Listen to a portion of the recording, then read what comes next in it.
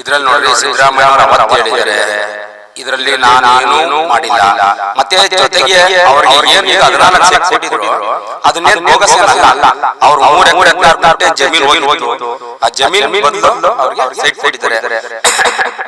ಅದು ಆಲ್ರೆಡಿ ಇದೆ. ಭೂಸ್ವಾಧೀನ ಯಾವುದೇ ಒಬ್ಬ ಮಾಲೀಕನಿಗೆ ರೈತನಿಗೆ 7 ದಿನ ಭೂಸ್ವಾಧೀನ ಮಾಡಿದ್ದೆ ಆದ್ರೆ ಅವನಿಗೆ ಪರಿಹಾರ ಕೊಡಬೇಕು ಅಂತ. ಪರಿಹಾರ ಕೊಡಬೇಕಾದ್ರೆ ಬರೀ 14 ಲಕ್ಷ. ಯಾವಾಗ ಮುಖ್ಯಮಂತ್ರಿಗಳಾಗಿ ಆಡಳಿತ ಮಾಡಕ್ಕೆ ಶುರು ಮಾಡಿದ್ರು, ಯಾವಾಗ ಜನಗಳಿಗೆ ಕೊಟ್ಟರು, ಅವಾಗ ಸಿದ್ದರಾಮಯ್ಯ ಅವರು ಎಲ್ಲಿ ಪಾರ್ಟಿ ಜಾಸ್ತಿ ಆಗ್ತದೆ ಅನ್ನೋದಕ್ಕೆ ಈ ಮೂಢನಂಬಿಕೆ ಬಿಜೆಪಿ ಅವ್ರಿಗೆ ವೈರಲ್ ಆಗ್ತೋ ಇಲ್ವೋ ಇದನ್ನ ಹೈಲೈಟ್ ಮಾಡ್ತಾರೆ. ಮುಂದೆ ಅಷ್ಟೇ ಹೇಳ್ತಿಲ್ವಾ, MP ಎಲೆಕ್ಷನ್ ಪಾರ್ಲಿಮೆಂಟ್ ಎಲೆಕ್ಷನ್ ನಾನು ಗೆಲ್ತಿದ್ರು 400 ಎಲ್ಲ ಸುಮ್ಮನೆ ಹಿಂಗೆ ಜನಗಳಿಗೆ ಸುಳ್ಳು ಸುದ್ದಿಗಳನ್ನ ಬಿಜೆಪಿ ಕಾರ್ಯಕ್ರಮಗಳು. ಸಿದ್ದರಾಮಯ್ಯ ಅಭಿಮಾನಿಗಳಿಗೆ ಎಲ್ಲೋ ಒಂದ್ ಕಡೆ ಮುಜುಗರವನ್ನ, ಒಂದಷ್ಟು ನಿರಾಸೆಯನ್ನು ಮೂಡಿಸಿದಂತ ಮೂಢ ಪ್ರಕರಣ ಇಂದು ಲೋಕಾಯುಕ್ತ CM ಪತ್ನಿಗೆ ಮತ್ತು ಸಿದ್ದರಾಮಯ್ಯನವರಿಗೆ ಕ್ಲೀನ್ ಚಿಟ್ ಅನ್ನು ಕೊಟ್ಟಿರೋ ಸುದ್ದಿ ಸಾಕಷ್ಟು ವೈರಲ್ ಆಗ್ತಿದೆ. ಅದರಲ್ಲೂ ಸಹ ಸಿದ್ದರಾಮಯ್ಯ ಅಭಿಮಾನಿಗಳಿಗಂತೂ ಸಾಕಷ್ಟು ಖುಷಿ ಆಗ್ತಿದೆ. ನನ್ನ ಜೊತೆ ಕುರಿತು ಈ ವಿಷಯ ಕುರಿತು ಮಾತನಾಡ್ತಾ ಹೋಗ್ತಾರೆ ಕರ್ನಾಟಕ ಪ್ರದೇಶ ಕುರುಬರ ಸಂಘದ ಮಾಜಿ ಅಧ್ಯಕ್ಷರಾದ ಸುಬ್ರಹ್ಮಣ್ಯ ಮಾತನಾಡ್ಸೋಣ. ಸರ್ ಮೊದಲು ನಮಸ್ತೆ ಸರ್. ಈ ವಿಚಾರ ಕೇಳಿದೆ ನಿಮ್ಮ ಮನಸ್ಸಿಗೆ ಏನಂತ ಬಂತು ಸರ್ ಮನಸ್ಸಲ್ಲಿ? ನೋಡ್ರಿ, ಈ ವಿಚಾರ ಎಲ್ಲ ಈ BJP ಅವರ ಗಾಳಿ ಸುದ್ದಿ. ಯಾಕೆಂದರೆ ಇನ್ನು ಲೋಕಾಯುಕ್ತದವರು 25ನೇ ತಾರೀಕು ಸೋಮವಾರ ಅದನ್ನು ಹೈಕೋರ್ಟ್ಗೆ ಸಬ್ಮಿಟ್ ಮಾಡೋ ಅಂಥದ್ದು. ಅಂಥದ್ರಲ್ಲಿ ಇವರು BJP ಅವ್ರದ್ದು ಇದೇ ಇದು ಸುಮ್ಮನೆ ಹಿಂಗೆ ಗಾಳಿ ಸುದ್ದಿನ ಕ್ಲೀನ್ ಚಿಟ್ ಕೊಟ್ಬಿಟ್ರು ಅಂತ ಅವ್ರಿಗೆ ಗೊತ್ತಿದೆ ಅಂತ ಆಯ್ತು. ಅಲ್ಲಿಗೆ ಕ್ಲೀನ್ ಚಿಟ್ ಕೊಟ್ಟಿದ್ದಾರೆ ಅಂತ ಅಂದರೆ ನಾವು ಅಲಿನೇಷನ್ ಮಾಡಿದ್ದು ಸಿದ್ದರಾಮಯ್ಯನ ಮೇಲೆ ಸುಳ್ಳು ಅಂತ, ಹಂಗಾದ್ರೆ ತನಿಖೆ ನಾವು ಮಾಡಿದಾಗ ಸತ್ಯ ಹೊರಗೆ ಬಂದ್ಬಿಡ್ತದೆ ಅಂತ ಇವರೇ ಫಸ್ಟ್ ಹೇಳ್ಬಿಡ್ತಾರೆ. ಯಾಕೆ ನಾಳೆ ದಿನ ಏನಾರು ಬಂದಾಗ ನಾವು ಮೊದಲೇ ನಿಮ್ಗೆ ಹೇಳಿತ್ತಿಲ್ವಾ, ಅದರಿಂದನೇ ಹಿಂಗಾಯ್ತು ಅನ್ನೋದಕ್ಕೆ. ಇದೆಲ್ಲ BJP ಅವ್ರ ಗಾಳಿ ಸುದ್ದಿ. ನೋಡೋಣ, 25ನೇ ತಾರೀಕಿದೆ, ಏನು ಲೋಕಾಯುಕ್ತದವರು ವರದಿ ಕೊಡ್ತಾರೆ ನೋಡೋಣ. ಅದರಲ್ಲಿ ಸಾಕಷ್ಟು ವಿಚಾರ ಸಾಕಷ್ಟು ವೈರಲ್ ಆಗ್ತಿದೆ ಬೆಳಗ್ಗೆಯಿಂದನೇ. ಸಿದ್ದರಾಮಯ್ಯನವರು ಯಾಕೆಂದರೆ ಅವರು ಪದೇ ಸ್ಟೇಜ್ನಲ್ಲಿ ಮಾತನಾಡ್ತಿದ್ರು, 40 ವರ್ಷದ ರಾಜಕೀಯದಲ್ಲಿ ಯಾವುದೇ ಒಂದು ಕಪ್ಪು ಚುಕ್ಕಿ ಇಲ್ಲ ಇವತ್ತು ಮಾತನಾಡ್ತಿದ್ರು. ಆ ನಿಟ್ಟಲ್ಲಿ ಏನಾದ್ರೂ ಅವರ ಯಶಸ್ಸಿಗೆ, ಅವರ ರಾಜಕೀಯ ಜರ್ನಿಗೆ ಕಪ್ಪು ಚುಕ್ಕಿಲ್ಲ ಅನ್ನುವಂಥದ್ದು ಇದರಿಂದ ಸಾಬೀತಾಗುತ್ತೆ ಅಂತ ಅನ್ಸುತ್ತೆ, ಇದು ರಿಯಲ್ ಆದರೆ? ಇದರಲ್ಲಿ ನೋಡ್ರಿ, ಸಿದ್ದರಾಮಯ್ಯನವರು ಅವತ್ತು ಹೇಳಿದ್ದಾರೆ, ಇದರಲ್ಲಿ ನಾನು ಏನೂ ಮಾಡಿಲ್ಲ. ಮತ್ತು ಜೊತೆಗೆ ಅವ್ರಿಗೆ ಏನು ಈಗ 14 ಸೈಟ್ ಕೊಟ್ಟಿದ್ರು ಅದನ್ನೇನು ಬೋಗಸ್ ಏನಲ್ಲ. ಅವರು 3 ಎಕರೆ 16 ಕುಂಟೆ ಜಮೀನು ಹೋಗಿತ್ತು, ಆ ಜಮೀನು ಬದಲು ಅವ್ರಿಗೆ ಸೈಟ್ ಕೊಟ್ಟಿದ್ದಾರೆ. ಅದು ಆಲ್ರೆಡಿ ಇದೆ. ಭೂಸ್ವಾಧೀನ ಯಾವುದೇ ಒಬ್ಬ ಮಾಲೀಕನಿಗೆ ರೈತನಿಗೆ 7 ದಿನ ಏನಾದ್ರು ಭೂಸ್ವಾಧೀನ ಮಾಡ್ಕೊಂಡಿದ್ದೆ ಆದರೆ ಅವನಿಗೆ ಪರಿಹಾರ ಕೊಡಬೇಕು ಅಂತ. ಪರಿಹಾರ ಕೊಡ್ಬೇಕಾದ್ರೆ ಏನು ಕೊಟ್ಟಿರೋದು ಇವರು ಎಷ್ಟು, ಬರೀ 14 ಸೈಟ್ ಅಷ್ಟೇ. ಆ ಜಾಗ 3 ಎಕರೆ 16 ಕುಂಟೆ ಇದೆ. ಇವತ್ತು ನೋಡ್ರಿ, ಅಲ್ಲಿ ಸುಂದರಮ್ಮ ಅಂತ ಒಬ್ರು ಇದ್ರು ನೋಡ್ರಿ, JP ನಗರದಲ್ಲಿ 2 ಎಕರೆ 16 ಕುಂಟೆ, ಅದರಲ್ಲಿ ಆ ಎಮ್ಮ ಜಾಗನೇ ಬಿಡಿಸ್ಕೊಂಡಿದ್ದೆ. ಈಗ ನೋಡಿ, ಡಿಸೆಂಬರ್ 4ನೇ ತಾರೀಕಲ್ಲಿ ಒಂದು ಜಡ್ಜ್ಮೆಂಟ್ ಆಗಿದೆ. ಜಯಲಕ್ಷ್ಮಮ್ಮ ಅಂತ ಹೇಳಿದ್ದಾನೆ, ಅವ್ರದ್ದು 3 ಎಕರೆ ಏನೋ ಇದೆ. ಈಗ ಅವ್ರದ್ದು ಜಡ್ಜ್ಮೆಂಟ್ ಆಗಿದೆ, ಇನ್ನೂ ಮೂಡಾದವ್ರು ಏನೋ ಮಾಡಿಲ್ಲ. ಅದು ಮಾಡಿದ್ರೆ ಎಷ್ಟು ಕೋಟಿ ಕೊಡಬೇಕಾಗ್ತದೆ ಅಂತ ಗೊತ್ತಾಗುತ್ತೆ. ಇದರಿಂದ ಹಿಂದೆ ಇದ್ದಂಥ ಕಮಿಷನರ್ ಅವರು ನಟೇಶ್ರವರು ತಮ್ಮ ಬುದ್ಧಿವಂತಿಕೆ ಉಪಯೋಗಿಸ್ಕೊಂಡಿದ್ದೇನೆ. ಇದರಲ್ಲಿ ಮೂಡಾಗ ಅನ್ಯಾಯ ಆಗೋದು ಬೇಡ ಅಂತೇಳಿ ಇವ್ರನ್ನ ಕರೆದಿದ್ದೇನೆ. 14 ಸೈಟ್ ತೊಗೊಳಂಗೆ ಒಪ್ಪಿಗೆ ಮಾಡಿದ್ದೇನೆ. ಅವರು ಇದಕ್ಕೊಂದು ಅಂತ್ಯ ಆಡಿದರು. ಇದನ್ನು ಈ ಹಿಂದೆನೇ 2023ರಲ್ಲಿ ಚುನಾವಣೆಗಿಂತ ಮೊದಲೇ ಇದ್ರ ಬಗ್ಗೆ ಎಲ್ಲರೂ ಚುನಾವಣೆ ಬರೋಕ್ಕೂ ಮೊದಲೇ ಹೇಳಿದರು, ಈ ಥರ ಸಿದ್ದರಾಮಯ್ಯ ಶ್ರೀಮತಿ ಅವರು 14 ಸೈಟ್ ತೊಗೊಂಡಿದ್ದಾರೆ ಅಂತ. ಅವಾಗೇನೂ ಮಾಡಲಿಲ್ಲ.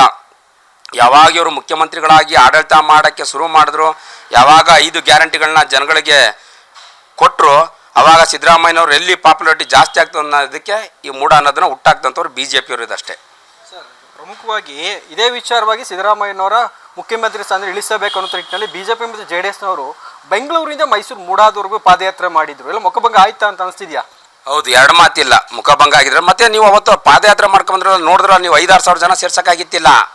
ಅದೇ ಇವರು ಕಾಂಗ್ರೆಸ್ನವ್ರು ಮಾಡಿದರು, ಜನಾಂದೋಲನ ಅಂತ ಮಾಡಿದ್ರು, ಎಷ್ಟು ಸಾವಿರಾರು ಜನ ಸೇರಿದ್ರು. ಅವ್ರಿಗೆ ಅವಾಗಲೇ ಗೊತ್ತಾಗೋಯ್ತು ನಾವು ಮಾಡ್ತಾ ಇರೋದು ಸುಳ್ಳು, ಜನಗಳಿಗೆ ಅರ್ಥ ಆಗೋಗಿದೆ, ಏನು ಬೇಡ ಅಂತ. ಈಗ ನೀವು ಮೊನ್ನೆನೋ ನೋಡ್ರಿ, ಯಾವುದು ನಮ್ಮ ಸಂಕ್ರಾಂತಿ ದಿನ ಹಸು ಕೆಚ್ಚಲನ್ನ ಏನೋ ಮಾಡಿದ್ರು, ಹಾಗೆ ಹೀಗೆ ಅಂತ ದೊಡ್ಡದಾಗಿ ರಬ್ ಮಾಡಿದ್ರು. ಹೌದು ಆಗಿತ್ತು, ಅವನನ್ನು ಕಸ್ಟಡಿಗೆ ತಂದರು, ಬಂದ್ ಮಾಡಿದ್ರು. ಏನಾರು ಮಾಡಿದ್ರ ಸಂಕ್ರಾಂತಿ ಮುಗೀತು, ಸುಮ್ಮನೆ ಆಗೋದ್ರು. ಪಾಪ ಅದಕ್ಕೆ ಪರಿಹಾರ ಕೊಟ್ಟವ್ರು ಯಾರು? ಆ ಕಾನ್ಸ್ಟಿಟ್ಯೂನ್ಸಿ MLA ಆದಂಥ ಜಮೀರ್ ಅಹಮದ್ ಅವ್ರು ಕರೆದಿದ್ದಾನೆ.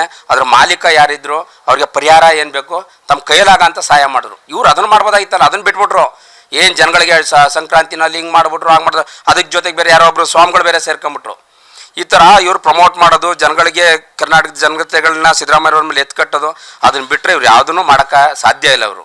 ಇನ್ನೊಂದು ಕಡೆ ಸರ್, ಸಿದ್ದರಾಮಯ್ಯನವರ ಪತ್ನಿ ಹೆಸರು ಕೇಳಿ ಬಂದ ಸಾಕಷ್ಟು ಜನರು ಪಕ್ಷಾತೀತವಾಗಿ ಇಲ್ಲೊಂದು ಕಡೆ ಆ ತಾಯಿ ಇವತ್ತಿನವರೆಗೂ ಎಲ್ಲೂ ಬಂದವರಲ್ಲ, ಒಂದು ಫೋಟೋ ತೋರಿಸ್ಕೊಂಡವರಲ್ಲ, ಯಾಕೆ ಅವ್ರನ್ನ ಬೀದಿಗೆ ಎಳೆತರೋ ಪ್ರಯತ್ನಗಳಾಗ್ತಿದ್ದು ಅಂತಿದ್ರು. ಒಂದು ಕಾನೂನು ಮುಖನೇ ಸಿಕ್ತು ಅಂತ ಅನಿಸಿದೆ ಬಿ ಜೆ ಪಿಯವ್ರಿಗೆ.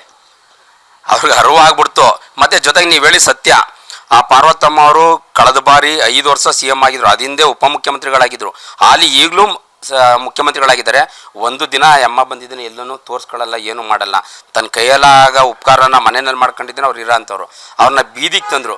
ಬೀದಿಗೆ ತಂದಾಗಲೇ ಜನಗಳಿಗೆ ಗೊತ್ತಾಯಿತು ಇವರೇನಾರು ಇದನ್ನು ಚುನಾವಣೆಗೆ ನಾವು ಮೊದಲು ಹೇಳಿದ್ರಿ, ಏನೀಗ 136 ಸೀಟ್ ಇತ್ತು, ಸುಮಾರು 200 ಸೀಟ್ ಕೊಟ್ಟೋಗ್ಬಿಡೋದು. ಆ ತಾಯಿ ಮೇಲೆ ಇವರೆಲ್ಲ ಈ ಥರ ಮಾಡಿದ್ದಿದ್ದೆ ಆಗಿದ್ದಿದ್ರೆ ಅಪಪ್ರಚಾರಗಳೇನೆ, ಬೇರೆ ಏನಿದೆ ಅದರಲ್ಲಿ. ಈಗ ಅವ್ರಿಗೆ ಗೊತ್ತಾಯಿತು ನಾವು ಅಪಪ್ರಚಾರ ಮಾಡಿದ್ದೀವಿ ಅಂತ.